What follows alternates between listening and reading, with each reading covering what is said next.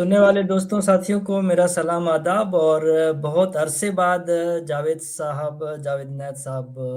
میرے ساتھ دوبارہ شریک گفتگو ہیں۔ ان کے تجزیات سے ہم مستفید ہوتے رہتے ہیں۔ ہم نے بھی کوئی 2-3 مہینے کی بریک لے لی بیچ میں، اور جیسے اسکولوں میں ہوتا ہے ویسے یہ بھی ہمارا ایک اسکول ہے جس میں ہم جاوید صاحب کے تجزیات سے بہت کچھ سیکھتے ہیں، تاریخ ہو، فلسفہ ہو، موجودہ حالات پہ بات ہو۔ تو جاوید صاحب کو خوش آمدید۔ اور میں آج کے پروگرام میں ایک تو 15 اگست کا ایونٹ گزر گیا تھا، تو میں نے سوچا تھا کہ پارٹیشن کے حوالے سے کچھ میرے ذہن میں سوالات تھے، 2-3 بہت ہی سادہ اور سمپل جو ہے سوالات تھے۔ تو کیونکہ تاریخ کا مطالعہ جاوید صاحب کا اچھا ہے، تو اس کے متعلق 1-2 سوال ہیں۔ پھر موجودہ جو حالات ہیں، یہ جو سعودیہ پاکستان کا پیکٹ ہوا ہے اور فلسطین کو ریکگنائز کیا گیا ہے، پھر پاکستان میں تھوڑے سے اس طرح کے ماشاء اللہ کی طرف حالات جاتے ہوئے ہیں، ٹرمپ اور انڈیا والوں کا جو ہے آپس میں سرد مہری ہو گئی، یا جو ہے امیگریشن کے خلاف جو ان کا ایک اسٹیپس وہ لے رہے ہیں۔ تو اس پہ اگر مزید سوالات ٹائم بچا تو ہم ضرور شامل کریں گے۔ اور میں سٹارٹنگ میں تھوڑا سا دکھانا چاہ رہا ہوں اور بتانا دوستوں کو چاہ رہا ہوں کہ یہ گروپ ہے ہمارا، let's talk intellectually analytically and humanly. یہاں پہ جاوید صاحب اپنا تجزیہ دیتے رہتے ہیں، تو دوست حضرات اگر اس کو جوائن کریں تو وہ ان سے سوالات بھی پوچھ سکتے ہیں، اور ان کی جو بھی گفتگو ہے وہ ان سے مستفید ہو سکتے ہیں۔ جاوید صاحب نے 2 کتابیں لکھی ہیں، جموں کشمیر تنازع، تاریخ تنازع اور حل، جو اس ایشو کو شروع سے کمپلیٹلی جو ہے وہ سمجھنا چاہ رہے ہیں، تو ان کے لیے یہ بہترین کتاب ہے۔ اسی طرح گلوبل وارمنگ، جو ہمارے ہاں جن سے لوگ بہت ہی ناواقف ہیں، تو یہ ان کے لیے بھی جو ہے وہ بہترین ایک کتاب ہے اگر وہ پڑھنا چاہ رہے ہیں۔ تو جاوید صاحب سے میں پارٹیشن کے حوالے سے ایک سادہ سمپل جو عام انسان کے ذہن میں سوالات آتے ہیں کہ انگریز جب ہمارے یہاں آیا، کالونیل انہوں نے قبضہ کیا حکومت کی بڑے عرصے تک انڈیا میں، تو ان کا راج اور اس سے پہلے جو آئے تھے جیسے مغل ہیں، ترک ہیں، عرب ہیں، اس خطے میں جو آئے، ان میں اور ان میں تاریخ کے لحاظ سے، معاشیات کے لحاظ سے، کیونکہ انہوں نے یہاں پہ کنسٹرکشن بھی کی، اور ان کا رویہ کیسا تھا یہاں کے ہندوستان سے، کن کن کو انہوں نے نوازا، اور ایسا کچھ جو ہے وہ پہلے جو مغل آئے یا پہلے جو بھی لوگ آئے، ترک آئے، عرب آئے، وہاں کی حکومت، ان کی کیا پلس نیگیٹو پوائنٹس ہیں، اگر آپ کمپیریزن کریں ان دونوں میں، راج میں، کہ انگریز راج اور اس سے پہلے جو بھی حکومت ہے یہاں پہ کی، کیونکہ ان سے پھر بعد کا نقشہ، مستقبل کا نقشہ انہی سے بنتا ہے۔ تو اس کے بعد پھر ایک اور سوال ہے جاوید صاحب سے، وہ میں اس گفتگو کے بعد کروں گا، جو کہ پارٹیشن کے حوالے سے ہے، اور اس کے بعد پھر ہم موجودہ حالات پہ آ جائیں گے۔ جی جاوید صاحب۔ تو ان کا جو مرکز تھا، جو مرکزی جو دلی کی جو سلطنت تھی، وہ بالکل زوال پذیر ہو چکی تھی، اور ان کے اندر جو ہے وہ اتنی طاقت نہیں رہی تھی۔ تو انگریزوں نے یعنی ایسے زوال پذیر معاشرے کو بڑے آرام سے آ کر وہ کنٹرول کر لیا۔ لیکن جو مغل، ترک اور جو مسلم آئے تھے عرب سے، وہ جو لوگ تھے وہ کسی بھی لحاظ سے ہندوستانی سماج سے زیادہ ایڈوانس نہیں تھے۔ جب وہ یہاں حملہ کر کے آئے تو اس وقت ان کے جو سماج تھے وہ منظم ضرور تھے، مذہب کے نام پر، قبیلوں کے نام پر، یا کسی علاقے کو لوٹنے کے نام پر وہ لشکر جو بناتے تھے وہ کسی جوش جذبے کے تحت بناتے تھے۔ تو اس میں بہت سارے فیکٹرز وہ ایڈ کر دیتے تھے، جس میں مذہب بھی تھا، لوٹ مار کا بھی تھا، باقی جو کنکرر ہوتے ہیں، جو ان کے اندر جو جذبہ پیدا ہوتا ہے، وہ عام سپاہیوں کے اندر اور عام لوگوں کے اندر ایسا جذبہ پیدا کر دیتے تھے۔ لیکن وہ کسی بھی لحاظ سے اگر آپ دیکھیں گے تو وہ ہندوستانی معاشرے سے ایڈوانس نہیں تھے۔ وہ خود ایک قبائلی معاشرے سے آئے تھے، یا ایک ایسے جاگیردارانہ معاشرے سے آئے تھے جو ہندوستانی جاگیردارانہ سماج سے ایڈوانس نہیں تھا۔ لیکن ان کی چونکہ طاقت زیادہ تھی اور یہاں کی جو ریزسٹنس پاور تھی وہ کم تھی، تو وہ بڑے آرام سے کیا کرتے تھے کہ ہندوستان میں جب بھی کوئی حملہ آور آتے تھے تو وہ میدانی علاقوں میں آ کر بہت سارے، چونکہ یہاں علاقائی بادشاہتیں ہوتی تھیں، یہاں چونکہ کنگڈمز جو ہیں ڈیفرنٹ ہوتی تھیں، تو ان کو وہ ایک کو ڈیفیٹ کر کے دوسرے کے ساتھ الائنس بنا لیتے تھے، اور جو ہی وہ میدانی علاقوں میں اترتے تھے تو وہ ڈیفرنٹ جو ہوتے تھے نا رولرز ہندوستانی علاقوں کے، تو ان کے وہ ایک دوسرے کے ساتھ جو ان کی رائیولری ہوتی تھی وہ ان کے ساتھ الائنس بنا لیتے تھے، تو پھر دوسرے کو ڈیفیٹ کرتے تھے۔ اور اسی طرح مغلوں نے بھی کیا، اور اسی طرح اس سے پہلے جو ترک آئے تھے، گوری گجنوی یا جو خاندان غلامات تغلق وغیرہ، یہ سارے لوگ جو تھے سنٹرل ایشیا سے آئے تھے، اور ان کا جو کلچر تھا وہ قبائلی طرز کا کلچر تھا، اور یہ لوگ چونکہ اپنے علاقوں میں کوئی بہت زیادہ خوشحال زندگی نہیں گزارتے تھے، ان کے ہاں زراعت اتنی زیادہ ایڈوانس نہیں تھی، یعنی ایگریکلچر سسٹم اتنا ایڈوانس نہیں تھا، پانی کی قلت تھی، ڈیزرٹ تھے، اور کچھ گرین ایریاز جو تھے ان میں بہت زیادہ جو ہے وہ خوراک پیدا نہیں ہوتی تھی، تو موسٹلی یہ لوگ خوراک کے لیے ہندوستان کو لوٹنے کے لیے آتے تھے۔ لیکن جو 1206 میں جو پہلی دفعہ دلی سلطنت قائم ہوئی، تو اس کے بعد پھر یہاں ترک اور یہاں جو خاندان غلامہ جس کو ہم کہتے ہیں، جنہوں نے یہاں غلاموں کی منڈیاں لگا لی تھیں پورے ہندوستان کے بڑے شہروں کو، اور ان کا نام ہی خاندان غلامہ پڑ گیا تھا، یا اس کو سلیو ڈائناسٹی بھی کہتے ہیں۔ تو اس وقت پہلی بار مسلم سلطنت قائم ہوئی، اور اس نے یہ جو یہاں آ کر جس طرح کا سسٹم قائم کیا، اگر آپ پورا یہ دور دیکھیں گے، یہ تقریباً 1206 سے لے کر 1857 تک جو مغل آخر میں 1526 میں مغل آ گئے تھے، تو یہ لوگ جو تھے اصل میں اگر آپ دیکھیں گے تو اس دوران ہندوستان کو انہوں نے طاقت کے زور پر ضرور علاقائی کنگڈمز کو ڈیفیٹ کر کے یا ان کے ساتھ ایگریمنٹ کر کے پورے ہندوستان کو ایک مرکزی ایڈمنسٹریشن کے انڈر تو یہ لے آئے تھے اکبر کے بعد، لیکن پھر بھی علاقائی ریجنل جو نواب اور اس طرح کے جو چھوٹے چھوٹے جو ان کے زیر اثر نہیں تھے، ان کو لانے کے لیے اورنگزیب نے 28 سال تک اپنی جو راجدھانی ہے وہ حیدرآباد دکن شفٹ کر لی تھی، اور ساؤتھ کے جو رولرز تھے اس میں مسلمز اور ہندو رولر دونوں شامل تھے، تو وہاں وہ چلا گیا تھا، اور ان کو باقاعدہ اس نے ملیٹریلی پھر باقاعدہ ڈیفیٹ کر کے اپنی اس مرکزی ایڈمنسٹریشن کے انڈر لایا۔ تو یہ تو سارا طاقت کا کھیل تھا، اور یہ کسی بھی لحاظ سے کوئی سڑک کے کوئی بجلی پانی کوئی میڈیکل کی سہولتیں یا اس طرح کا سسٹم ان کے ہاں نہیں تھا۔ مسلمانوں نے ہندوستان میں بلڈنگز بنائی ہیں، قلعے بنائے ہیں، مسجدیں بنائی ہیں، لیکن باقی جو اگر آپ دیکھیں گے تو کوئی رفع عامہ کا کام اس طرح کا نہیں کیا ہے۔ لیکن جب برٹش آئے تو یہ سسٹم بالکل جو ہے وہ ان کے آگے ڈھیر ہو گیا، اور چونکہ وہ ایڈوانس سسٹم سے آئے تھے تو انہوں نے یہاں آ کر سڑکیں بجلی پانی کا وہ ایک نیا سلسلہ شروع کیا، نہری نظام شروع کیا، اور آتے ہی جو ہے وہ سلسلے شروع کرنے لگے جو ایک صنعتی معاشرے کی بنیادیں ہوتی ہیں، اور ہندوستان میں گو کہ گھریلو صنعت پہلے بھی تھی، اور یہاں لوگ گھروں میں ہر وہ کام کرتے تھے جو یہاں کی لوگوں کی ضرورتیں ہوتی تھیں، لیکن انہوں نے اس کو بڑے پیمانے پر انڈسٹریلائز کرنا شروع کر دیا، ریلوے کی پٹری بچھائی، سڑکیں بنائی، پھر یہاں ایک نیا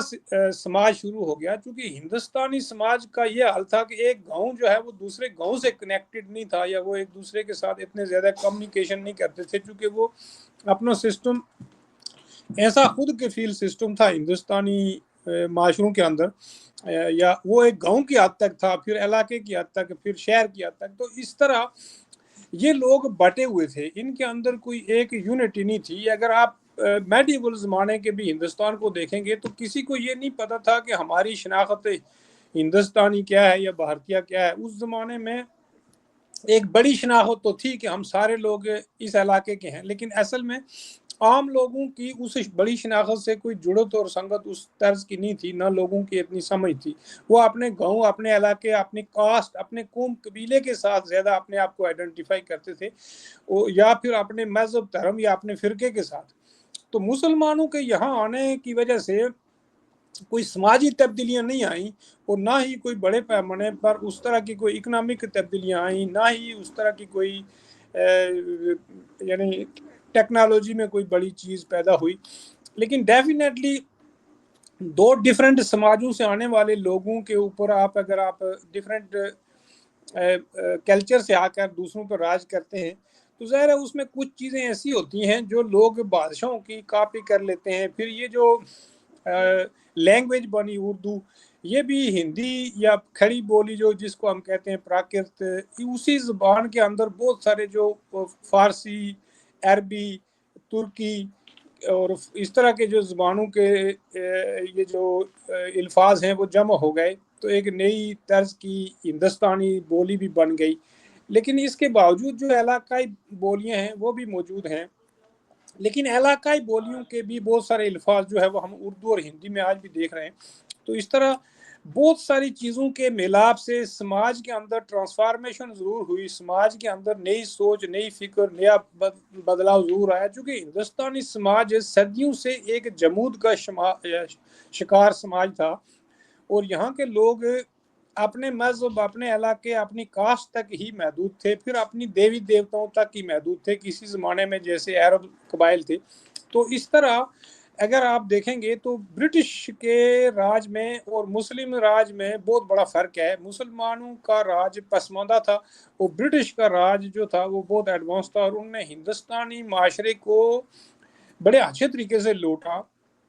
लेकिन मुगल या जो तुर्क आए थे वो हिंदुस्तान में ही रह गए। जो हमलावर आकर लूट के चले जाते थे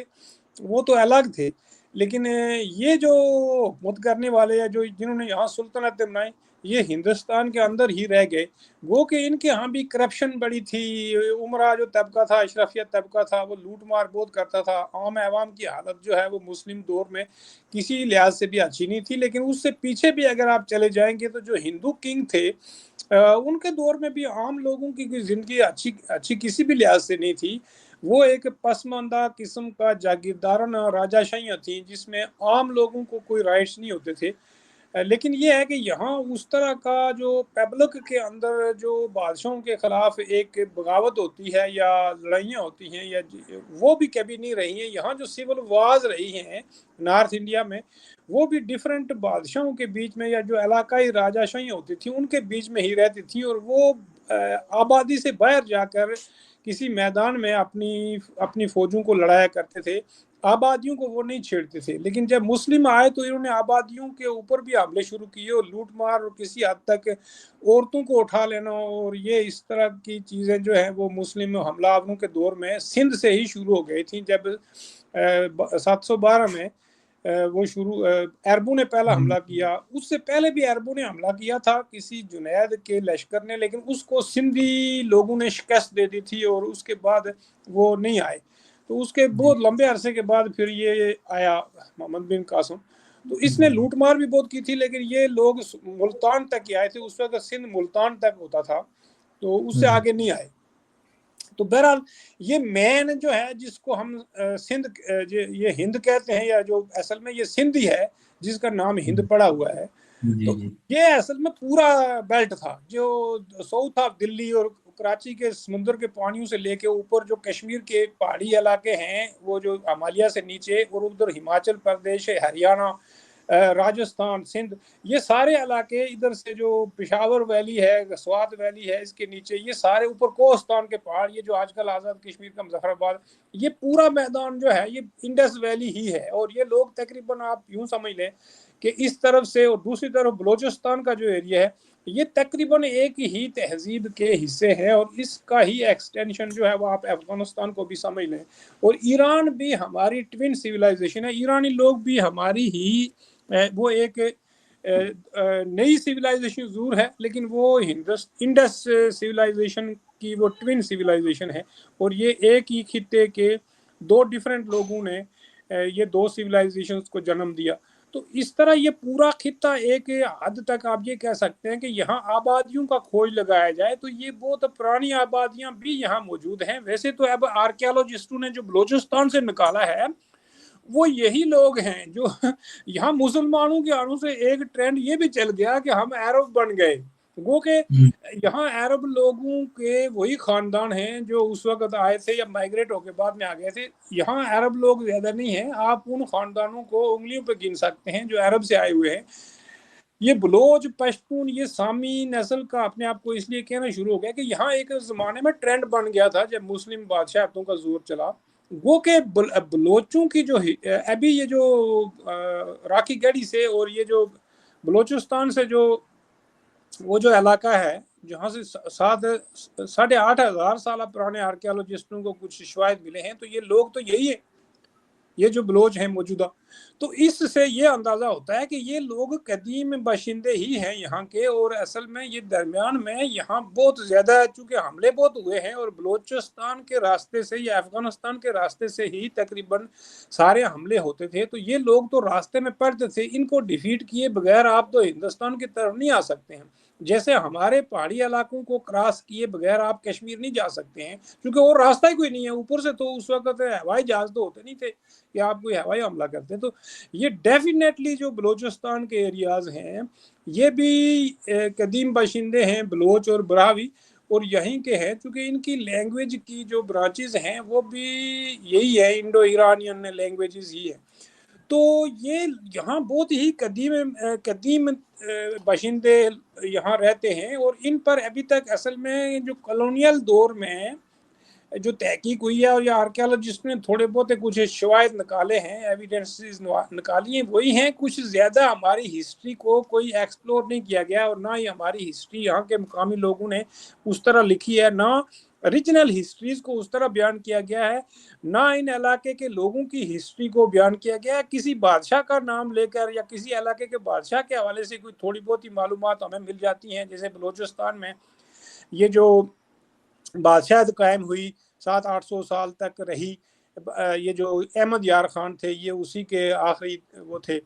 بادشاہ تھے جن کو برٹش نے جو برٹش دور میں تھے، تو میرا اپنا خیال یہ ہے کہ ہم نے ابھی تک اپنے نہ تو ریجنل ہسٹری کو، یعنی یہ جو ہمارے چھوٹے چھوٹے علاقے ہیں ان کی جو سب ریجنز ہیں ان کی ہسٹری کو ایکسپلور کیا، نہ ہی اس طرح ہم نے ڈیفرنٹ ایریاز کی جو گہری تحقیق ہے وہ ابھی تک نہیں کی ہے، کیونکہ ہندوستان میں کسی حد تک ہوئی ہے، لیکن ہندوستان کے لوگوں نے بھی اب تاریخ کا رخ موڑ کر وہ اپنے مذہب دھرم کی طرف لے گئے ہیں، تو جب آپ ہسٹری کو کسی بھی حوالے سے مذہب کا ویپن بنا لیتے ہیں تو پھر وہ ہسٹری نہیں رہتی ہے بلکہ وہ ایک پروپیگنڈا ٹول بن جاتا ہے، تو اس کو سائنٹیفک ہسٹری نہیں کہتے ہیں، کیونکہ کشمیر کی ہسٹری 11ویں-12ویں صدی میں ایک کشمیری ہندو پنڈت نے لکھی تھی جس کو کہتے ہیں پنڈت کیلن نے کشمیر کی ہسٹری لکھی تھی، اور وہ کافی سائنٹیفک، اور اس پہلی بار کسی بندے نے اس خطے میں ایک ہسٹری لکھی ہے جو 5,000 سال یا 4,500 سال 4500 سال پرانی ہسٹری اس نے لکھی ہے، تو اس وقت اس کے بعد جا کر یہاں تاریخ لکھنے کا ایک سائنٹیفک جو طریقہ ہے وہ دریافت ہوا، تو برٹش کے دور کی ہسٹری تو یہ کل کی ہسٹری ہے، اس کے بارے میں بھی دیکھیں کہ کتنا کنفیوژن پایا جاتا ہے کہ یہاں جو برٹش نے رول کیا اس حوالے سے یہاں اصل میں یہ تو الگ ٹاپک ہے، اس پر ہم ڈیٹیل سے ضرور بات کریں گے، برٹش ایرا کو اور اس کے پہلے مسلم ایرا کو ہم اگر ڈیٹیل سے ڈسکشنز کا حصہ بنائیں گے تو کسی حد تک لوگوں کے بیسک جو کنسیپٹس ہیں وہ ہسٹری کے وہ کلیئر ہو سکتے ہیں، تو یہ کچھ یعنی جو تھوڑا سا جو ہے وہ اس پر میں نے روشنی ڈالی ہے۔ جی جی جی، آپ نے بہت تفصیل سے یہاں پہ گفتگو کی ہے، اس میں ظاہر ہے گنجائش ہے بہت کچھ جاننے کی، اور آج کل سوشل میڈیا آیا ہے تو کچھ لوگ آئے ہیں سامنے جو ہسٹری پہ بات کرتے ہیں، اور کتابیں بھی بہت ہی چند ملتی ہیں، گو کہ انڈیا میں جو ہے وہ بہت زیادہ جو ہے تفصیلی کچھ کتابیں میں نے دیکھی ہیں، بلوچستان پہ بھی لوگوں نے لکھی ہیں، اور کشمیر پہ اور ہند پہ بھی، لیکن ظاہر ہے اس کو وہ کس طرح لے جاتے ہیں نیریٹو کے لحاظ سے۔ تو ابھی پارٹیشن پہ میں آنا چاہ رہا تھا فوراً، تو لیکن ایک اور سوال ذہن میں پیدا ہو گیا ہے، لیکن اس کو آپ مختصراً جو ہے وہ ایڈریس کر کے پھر آپ پارٹیشن پہ آ جائیں۔ پارٹیشن میں میرا سوال یہ ہے کہ جب ہندو مسلم لوگوں نے مل کے جو ہے انگریزوں سے مطالبہ کیا آزادی کا، اور وہ پھر چلے گئے، اور اس کے بعد انڈیا جو ہے وہ ایک سیکولر کنٹری بن گیا، ان کے لینڈ ریفارمز ہوئے، وہاں پہ عوام کی حالت بھی قدرے چلنے شروع میں اچھی نہیں تھی، ابھی کچھ ٹھیک ہے، لیکن پاکستان تو وہی پھر امریکہ کے اشاروں پہ اور اب آج تک جو ہے وہ چل رہا ہے، اور اس کے وہ باہر نہیں نکل سکا جتنا انڈیا ہے۔ تو یہ جو منایا جاتا ہے ہمارے یہاں جشن آزادی، یہ کتنا مناسب ہے پاکستانیوں کے لیے، کیونکہ یہ پاکستان تو پھر کچھ عرصے بعد پھر بنگلہ دیش بھی بن گیا، آج تک جو ہے وہ آئین بھی نہیں اور ڈیموکریسی بھی نہیں ہے۔ اور اسی میں پھر دوسرا سوال یہ ہے کہ پھر پاکستان سے جو بن گیا، اور وہ ان کا بڑا وہ ایک خواب تھا، جیسے مسلم لیگ جو ہے وہ ایک کمیونل جماعت تھی، اور انہوں نے جب بنا دیا اور اس کے بعد سارے مسلم کے لیے جو ہے وہ خوشی کی بات تھی، لیکن ظاہر ہے اس میں کتنا کچھ لاکھوں قتل ہوئے، ڈسپلیس ہوئے، اور تو انڈیا والوں کے لیے تو بنتا ہے اتنا کوئی کہ بھائی وہ آزادی کی خوشیاں منائے، پاکستان والوں کے لیے کتنا مناسب ہے۔ اور جو بعد میں پھر یہاں پہ انگلینڈ میں اور امریکہ میں آئے، وہ جو ہے یہاں پہ مناتے ہیں جشن آزادی، جو ہم نے جشن آزادی دیکھی جنہوں نے اتنا کچھ، وہ واپس وہاں جا کے جو ہے پاکستان میں رہنے کو جو ہے وہ تیار نہیں۔ تو اس پہ آپ تھوڑا سا بتا دیجئے، اور اس میں تھوڑا سا یہ ٹچ کر دیجئے کہ اگر انگریز نہ آتے تو پھر، کیونکہ انہوں نے اتنا کچھ ریلوے نظام ہے، بحر یہ جو پانی کی تقسیم کا نظام ہے، واٹر مینجمنٹ ہے، کتنا کچھ انہوں نے یہاں پہ کیا، اگر وہ نہ آتے تو اس پھر کیا حالت صورتحال ہوتی۔ اور یہ جو پارٹیشن کی جو خوشی ہے، یہ کن کو زیادہ ہونی چاہیے، کیونکہ پاکستانیوں کی حالت تو آج تک جو ہے وہ سدھری نہیں ہے۔ بالکل، یہ بات آپ کی بہت درست ہے کہ ہندوستان میں جو لبریشن موومنٹ چلی انگریزوں کے خلاف، وہ تو تمام دھرموں کے لوگوں نے مل کے چلائی، اور اس میں مسلم و ہندو، سکھ، عیسائی سارے اس میں شامل تھے۔ لیکن اصل بات یہ ہے کہ جب تحریک نے زور پکڑا تو اس وقت برٹش گورنمنٹ نے اس کے اندر کریک ڈال دیے، اور اس میں سب سے پہلے تو انہوں نے مسلم لیگ کو بنایا، اور پھر مسلم لیگ کا جو پروپیگنڈا ہے وہ کمیونل بیس پارٹی تھی، اور اس نے یہ دعویٰ کرنا شروع کر دیا کہ ہندو اور مسلمان الگ الگ نیشنز ہیں، گو کہ ہندو اور مسلمان الگ نیشنز نہیں ہیں، یہ کسی بھی ڈیفینیشن میں مسلمز اور ہندو نیشنز نہیں بنتے ہیں، بلکہ یہ دو ریلیجس کمیونٹیز ہیں۔ گو کہ یہ ایک فیوڈل آئیڈیا ہے کہ مذہب کے نام پر نیشن بنتی ہے، اور فیوڈلزم نے مذہب دھرم کو ٹول بنایا تھا، ایک پولیٹیکل ٹول، چونکہ اس زمانے میں جو رولر ہوتے تھے، جو بادشاہ ہوتے تھے، وہ اپنے آپ کو یہ کہتے تھے کہ ہمیں بھگوان کی طرف سے اور خدا کی طرف سے باقاعدہ اپوائنٹ کیا گیا ہے، اور ہم یہاں خدا کے یا بادشاہ اپنے آپ کو خداؤں کے نمائندے یا دیوی دیوتاؤں کے نمائندے اپنے آپ کو یا ریپرزینٹیٹیو کہتے تھے۔ تو اس طرح وہ لوگوں کو کہتے تھے کہ جس طرح آپ دیوی دیوتاؤں کی تابع داری کرتے ہو، ان کے لیے ان کے اوبیڈینس ہو، ان کی غلامی کرتے ہو، اسی طرح بادشاہ یا راجہ شاہی کی بھی آپ غلامی کریں، اور اسی طرح آپ اس کو بھی خدا کا ہی نمائندہ کنسیڈر کریں، چونکہ یہ بندہ جو ہے زمین کے اوپر اسی خدا کی یا اسی کریٹر کی نمائندگی کرنے کے لیے یہ آیا ہے۔ یہ جو کچھ بھی کرتا ہے یہ اپنے طور پر نہیں کرتا ہے، بلکہ یہ خدا کے جو احکامات ہیں اسی کے مطابق جو ہے سب کچھ کرتا ہے۔ تو یہ کانسیپٹ تقریباً آپ کو پوری دنیا میں مل جائے گا، اور ہر خطے میں یہی کچھ رائج تھا۔ بادشاہ یعنی یہ جو فیوڈل دور تھا، اس کا پولیٹیکل سسٹم جو ہر جگہ آپ کو یہی ملے گا۔ تو اس میں یہ تھا۔ اس سے پہلے والا جو دور ہے وہ قبائلی دور ہے، جس کو ہم ٹرائبل سوسائٹیز کہتے ہیں۔ تو ٹرائبل سوسائٹیز میں مذہب کا اتنا زیادہ زور نہیں تھا، اس میں دیوی دیوتاؤں کا جو سسٹم تھا وہ قبائلی دیوی دیوتا ہوتے تھے، ہر قبیلے کے اپنے بھگوان اور اپنے خدا ہوتے تھے، تو وہ انہی تک اپنی عبادات کو اور اپنی وارشپنگ کرتے تھے، اور وہ ہر جو قبیلہ ہے وہ اپنی آئیڈینٹی اپنے قبیلے سے رکھتا تھا، اور اس سے ہٹ کر ان کے جو قبائلی دیوی دیوتا یا ان کے جو خدا ہوتے تھے تو انہی تک اپنے آپ کو محدود رکھتے تھے۔ اس دور میں آپ مذہب کو اتنا زیادہ وائڈ سپریڈ سوسائٹی کا فینامونا نہیں بناتے تھے، بلکہ وہ کسی بھی کمیونٹی، کسی بھی قوم قبیلے تک ہی محدود ہوتے تھے۔ تو یہ جو آپ نے سوال اٹھایا ہے کہ آزادی کی تحریک میں تو سب کا یوگدان تھا، لیکن بعد میں کیا ہوا، تو بعد میں اصل میں اس کے اندر جو کمیونل فورسز نے بہت بڑا پروپیگنڈا کر دیا کہ ہندوستان چونکہ بہت ہی ڈائیورس قسم کا خطہ ہے، یہاں सैकड़ों ज़ुबानें बोली जाती हैं, इसके सब रीजन्स बहुत ज़्यादा हैं और सब नेशनैलिटीज़ हिंदुस्तान के अंदर रहती थी। गो के फ्यूडल दौर में उनकी कोई बहुत ज़्यादा नशोनुमा या ग्रोथ नहीं हुई थी। वो फ्यूडल इरा में उनके अपने अपने जो रीजनल फ्यूडल जो है वो रूलर होते थे, वो उन्हीं के अंडर रहते थे। आम लोगों को कोई बहुत ज़्यादा राइट्स नहीं थे। लेकिन हिंदुस्तान के उस वक्त दो हिस्से थे, एक फ्यूडल इंडिया था जिसको हम शाही रियासतों वाला हिंदुस्तान कहते हैं, जिसको प्रिंसली जिनको हम प्रिंसली स्टेट्स कहते हैं। ये 565 के करीब जो है वो प्रिंसली स्टेट्स थी, जिसमें 2-3 बड़ी स्टेट्स थी, हैदराबाद और हमारी जम्मू कश्मीर की स्टेट थी। बाकी छोटी छोटी स्टेटें भी थी, जैसे पटियाला की स्टेट है, भारतपुर की स्टेट है। ये बिल्कुल एक डिस्ट्रिक्ट और एक तहसीलों के बराबर भी ये छोटी छोटी राजवाड़ा शाहियाँ थी।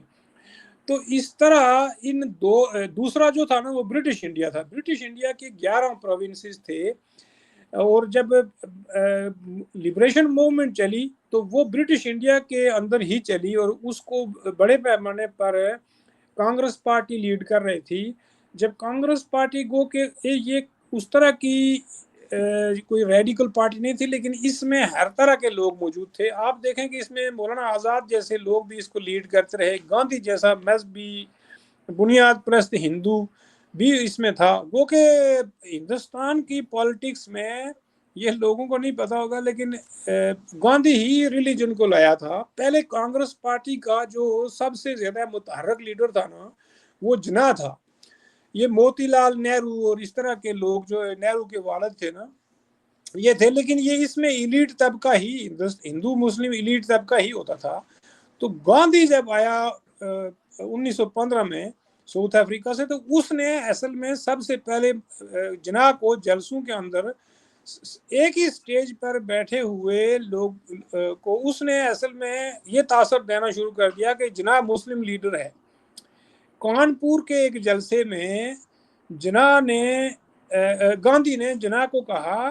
कि मुझे आज बड़ी खुशी है कि एक मोहम्मदन लीडर भी यहाँ हमारे साथ मौजूद है। गो कि उससे पहले जिन्ना ही कांग्रेस की जो है वो मुहिम चलाया करता, लेकिन जिन्ना जो है वो गुजराती बोलने वाला आदमी था। लेकिन उसको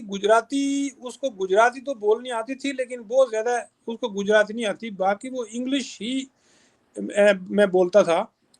तो वहाँ कहते हैं कि वो गुजराती कम्युनिटी ज्यादा थी जलसे में, तो लोगों ने गांधी ने वहाँ गुजराती में स्पीच की। तो लोगों ने जिन्ना को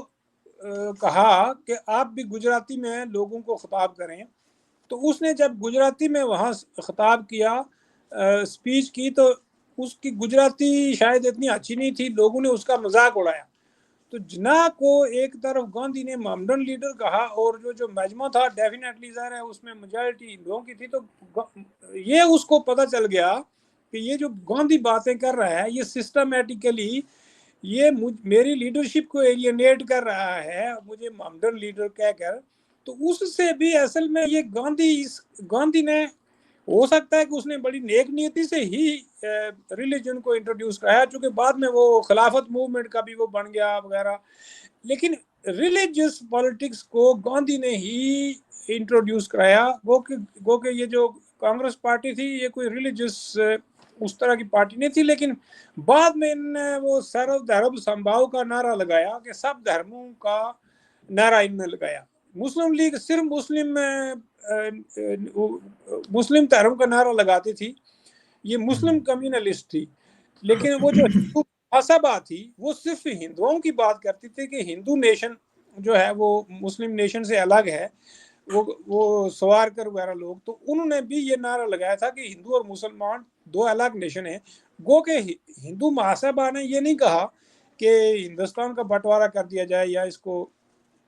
हम गांठे नहीं रह सकते, लेकिन वो ये बात वो भी प्रोपेगेंडा करते थे। लेकिन इनके पीछे हिंदू महासभा हो या बाद में आरएसएस वगैरह ये जो बन गई, ये जो मुस्लिम लीग थी, इनके पीछे डेफिनेटली ब्रिटिश गवर्नमेंट या ब्रिटिश एम्पायर का ही हाथ था। वही इनको असल में इस्तेमाल करते थे और वो कांग्रेस पार्टी को किसी सूरत जो है वो खुली छूट नहीं देना चाहते थे कि कांग्रेस पार्टी इतनी बड़ी पब्लिक में पावर बन जाए। गो के बाद में वो पावर बन भी गई कि वो उनसे हर बात अपनी मर्जी की बात मनवा ले। تو پھر اس میں لبریشن موومنٹ میں انہوں نے کریک ڈالے. مسلم لیگ شروع میں کوئی عوامی پارٹی نہ بن سکی، بلکہ بہت لمبے عرصے تک یہ کوئی اس کو بڑے سپورٹ حاصل نہیں ہوئی. لیکن جن پروونسز میں مسلم بہت کم مائنورٹی میں تھے، وہاں سے اس کو ضرور ملی سپورٹ، خاص کر کے ہندی بیلٹ میں بمبئی، کلکتہ، مرشد آباد، اس طرح کے جو شہر تھے نا، بڑے بڑے شہروں میں مسلم لیگ کو سپورٹ ملی، چونکہ شہروں میں کمیونلزم فوراً پروموٹ ہو گیا، چونکہ وہاں برٹش گورنمنٹ کا اثر رسوخ ان ایلیٹ طبقوں پر جو تھا وہ زیادہ تر شہری طبقے ہی تھے. اور ہمیشہ جو برٹش کے ساتھ کولیبریٹ کرنے والے لوگ تھے نا، یا تو وہ لینڈ جینٹری تھی، یہ جو لینڈ فیوڈل طبقہ تھا، یا پھر بعد میں جو شہری جو ایلیٹ طبقہ بنا ہندو مسلم میں سے، خاص کر کے منڈل کلاس، اپر منڈل کلاس کے، یہ کمیونل ہو گئے. تو اس میں پھر بڑے پیمانے پر انہوں نے مسلم لیگ کو ایک کمیونل پارٹی کے طور پر انٹروڈیوس کرایا. لیکن مسلم لیگ جب 1937 میں بالکل ہی الیکشن ہار گئی، اور وہ یہ کہتی تھی، اس کا یہ مطالبہ تھا کہ مجھے پورے ہندوستان کے مسلمانوں کا جو ہے وہ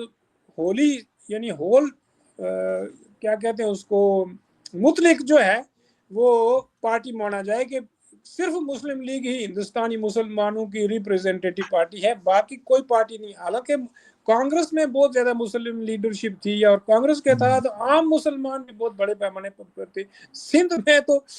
میں تو مسلم لیگ تھی نہیں، چونکہ وہاں تو وہ اللہ بخش سومرو تھے، جو اس وقت سندھ کے پرائم منسٹر تھے. اس وقت وزیر اعلیٰ نہیں ہوتے تھے، پرائم منسٹر ہوتے تھے صوبوں کے. تو وہاں اللہ بخش سومرو کی national conference, Sindh national conference اس کو کہتے تھے، وہ تھی. اور اللہ بخش سومرو نے جو دلی میں جو مسلم کانفرنس بلائی، وہ اتنی بڑی کانفرنس تھی کہ اس میں سارے ہندوستان سے کہتے ہیں کہ 50,000 ڈیلیگیشن شریک ہوئے. اور جب دلی میں یہ کانفرنس ہوئی مسلمانوں کی، تو اس میں پورے ہندوستان کے مسلمانوں نے اللہ بخش سومرو کی قیادت میں یہ کہا کہ ہم ہندوستان کا بٹوارہ نہیں چاہتے، بلکہ ان کی بڑی بہترین سپیچ بھی ہے اللہ بخش سومرو کی، وہ آپ کو برٹش انڈین لائبریری کی ویب سائٹ پہ مل بھی جاتی ہے. بڑی بہترین سپیچ ہے، جس میں انہوں نے یہ کہا تھا کہ ہم لوگ ہندوستان کے ہی رہنے والے ہیں، ہم لوگ اور ہندو لوگ ہمیشہ صدیوں سے مل جل کر رہتے آئے ہیں. ہمارے بیچ میں یہ جو پھوٹ ڈالی جا رہی ہے، یہ برٹش کے حمایتی لوگ ہیں. برٹش تو یہاں سے چلے جائیں گے، لیکن یہ ہماری دو کمیونٹیز کے بیچ میں بیڈ بلڈ پیدا کر رہے ہیں.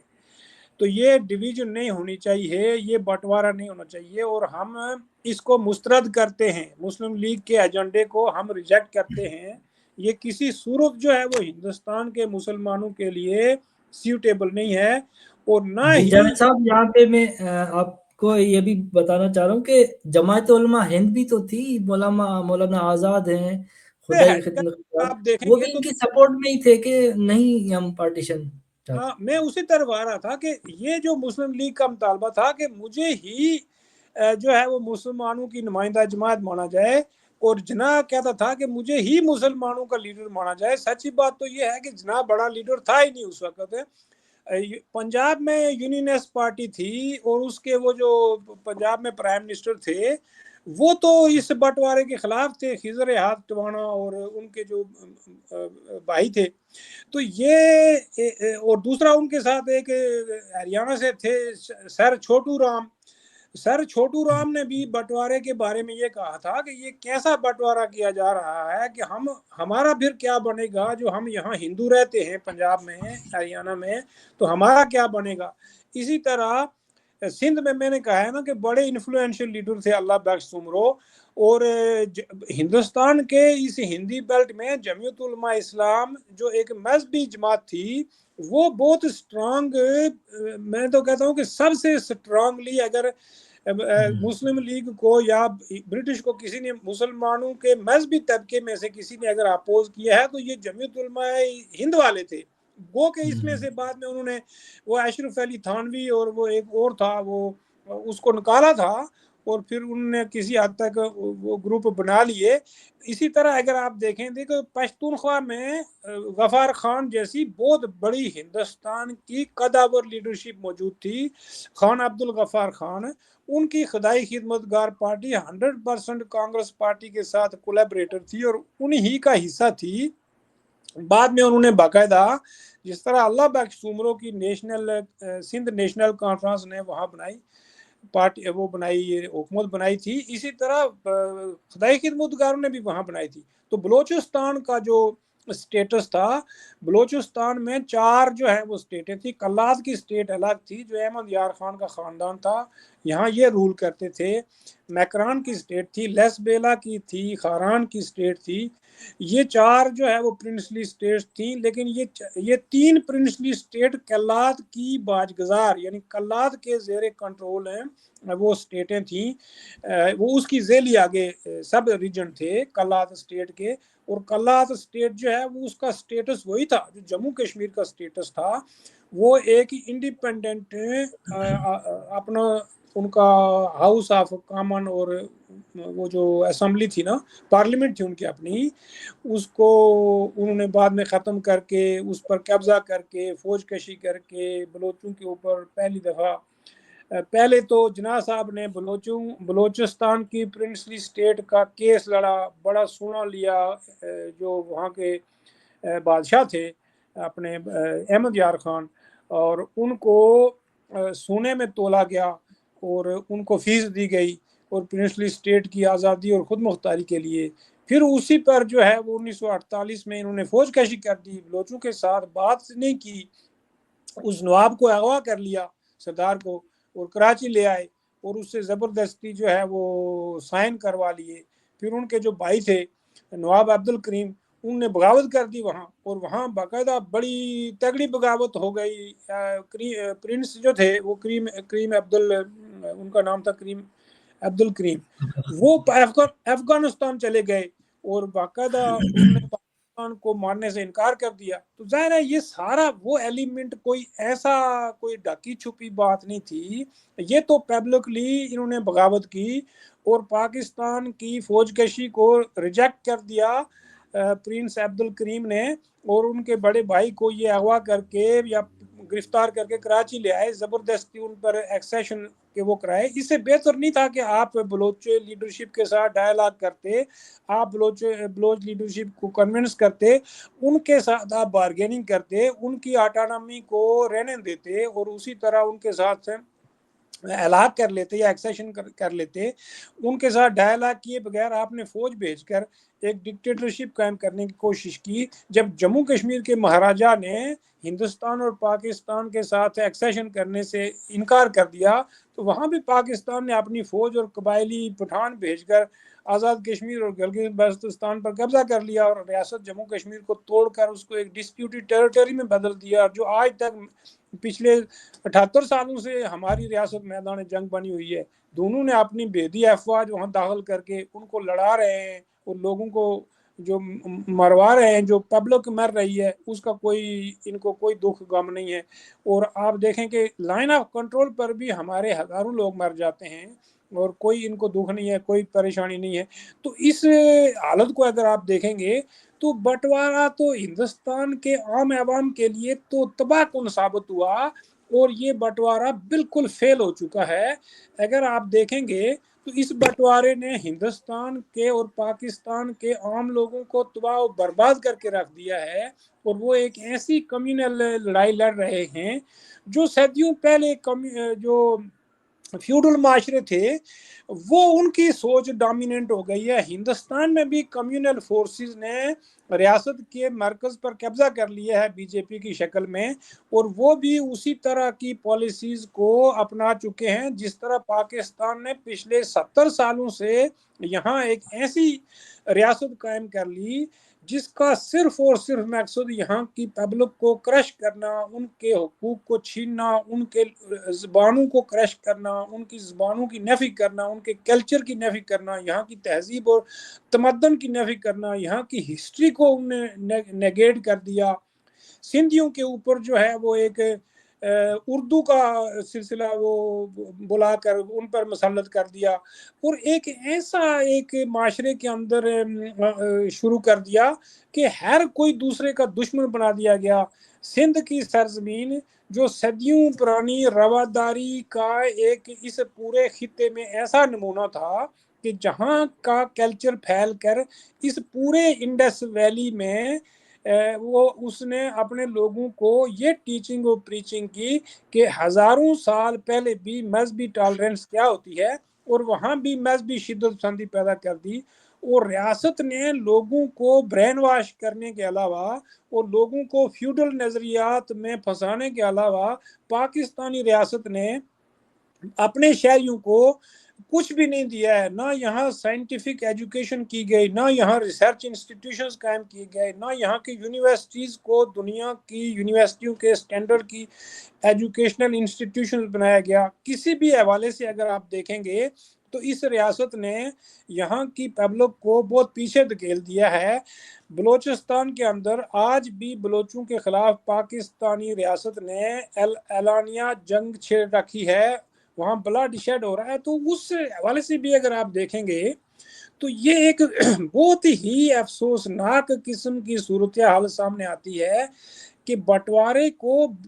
پاکستان کے حکمران طبقوں نے بری طرح فیل کر دیا ہے، جس مقصد کے لیے یہ ریاست بنائی گئی تھی، اور یہ کہا گیا تھا کہ ہم مسلمانوں کی تعمیر و ترقی کریں گے، ان کو تعلیم دیں گے، ان کو اکنامک اپ لفٹنگ کریں گے، ان کو ہم ہر لحاظ سے ہندوؤں کے برابر لائیں گے، چونکہ یہ بہت پیچھے رہ گئے ہیں تو ہم اس لیے ملک بنا رہے ہیں کہ یہ بیکورڈ علاقے جو مسلمز ہیں ان کو ہم ترقی میں بہت آگے لے کے آئیں گے۔ تو آپ دیکھ لیں کہاں آگے لے کے آئے، آج بھی پاکستان کے دیہاتی علاقے وہیں پر بیٹھے ہوئے ہیں، وہیں پھنسے ہوئے ہیں جو آج سے 70 سال پہلے پارٹیشن کے وقت پھنسے ہوئے تھے۔ اسکولوں اور کالجوں کی تعلیم اگر آپ دیکھیں گے تو یہ تعلیم تو متروک ہے، اس ایجوکیشن سسٹم کا تو آج کے زمانے میں کوئی فائدہ ہی نہیں ہے۔ پھر آپ بلوچوں کے اوپر فوج کشیاں کرتے رہے، بلوچوں کے ساتھ بات چیت نہیں کی، ان کے آپ نے رائٹس نہیں دیے، آپ کتنے بلوچوں کو مار چکے ہیں، اس سے پھر آپ کو کیا ملا؟ کیا آج بلوچستان میں پاکستان کے حمایتی لوگ زیادہ ہیں یا ان میں کمی ہوئی ہے؟ تو اپنے ہی لوگوں کو مار کر، اپنے ہی لوگوں کو قتل عام کر کے کوئی نیشن بلڈنگ کبھی کسی دنیا کی تاریخ میں ہوئی ہو تو پاکستان کے جرنیل اور پاکستان کا یہ جو ایلیٹ طبقہ ہے، جو کرپٹ ترین طبقہ ہے، پاکستان کا جو فوجی ایلیٹ طبقہ ہے وہ دنیا کا سب سے کرپٹ ترین طبقہ ہے۔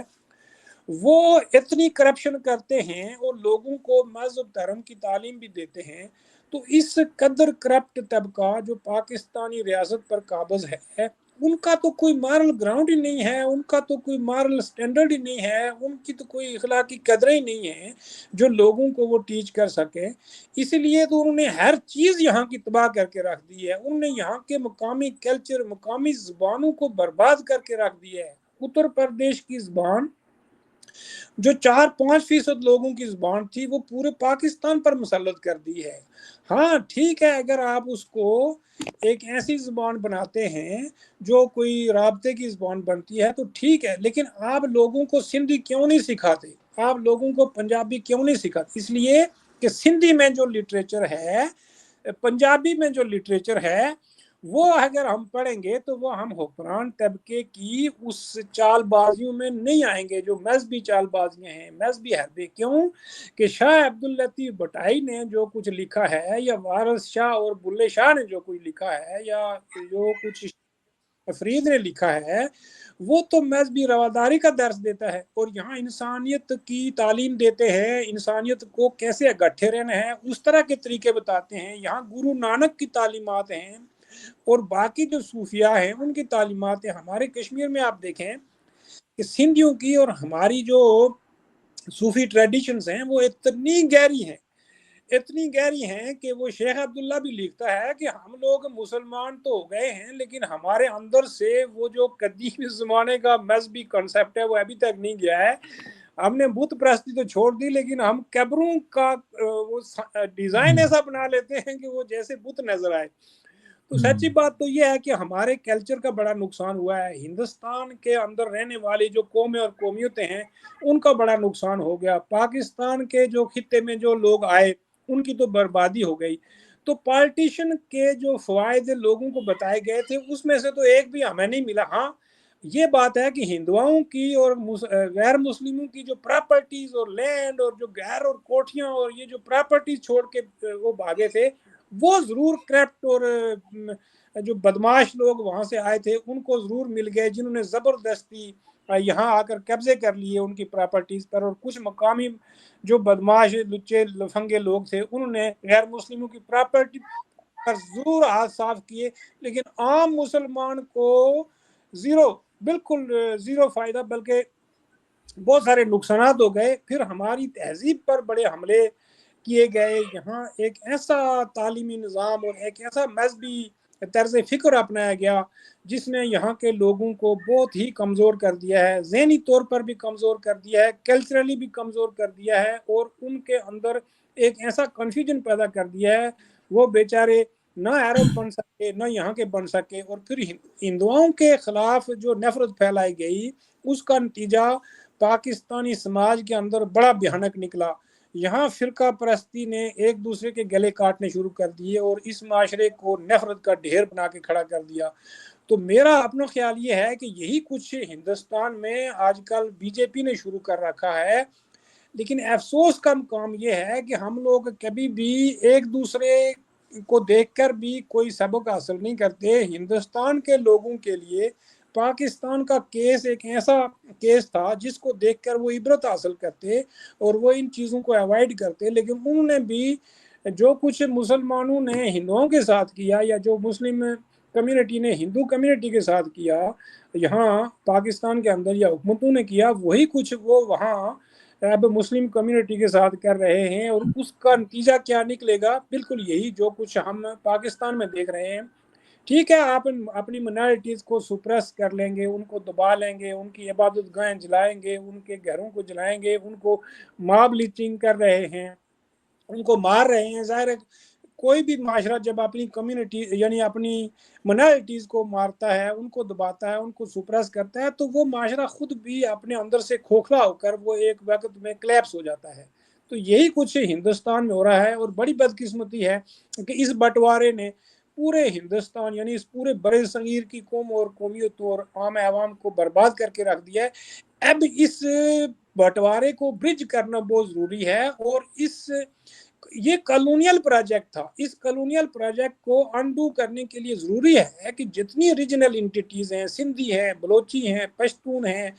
کشمیر کے لوگ ہیں, پنجاب, ہریانہ, ہندوستان کے اندر جتنی بھی قومیتیں ہیں ان سب کو اپنے اپنے کلچر, اپنی اپنی تہذیب, ثقافت اور علاقائی ثقافتوں کو لے کر اٹھنا پڑے گا. اور مذہبی فکر اور یہ جو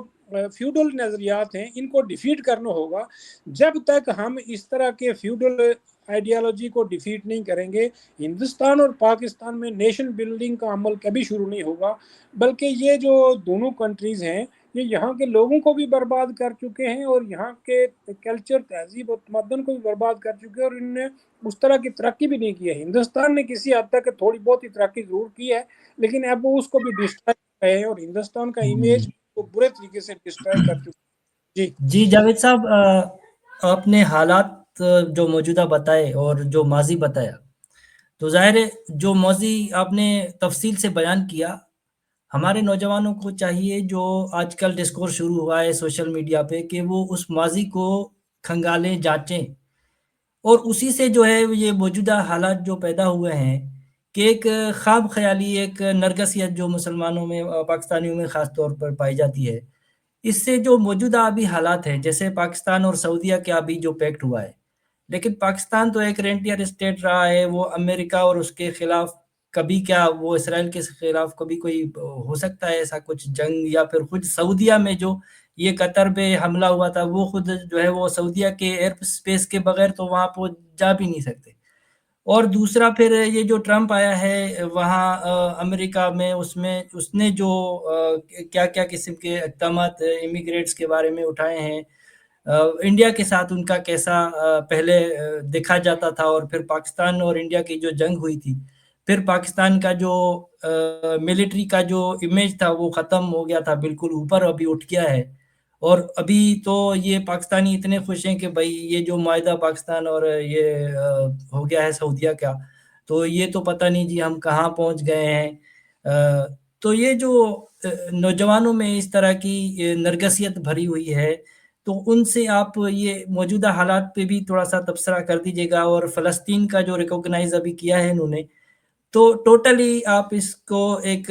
एक तज्ज़िया दीजिएगा कि ये पाकिस्तान और सऊदीया का जो मुआहदा है,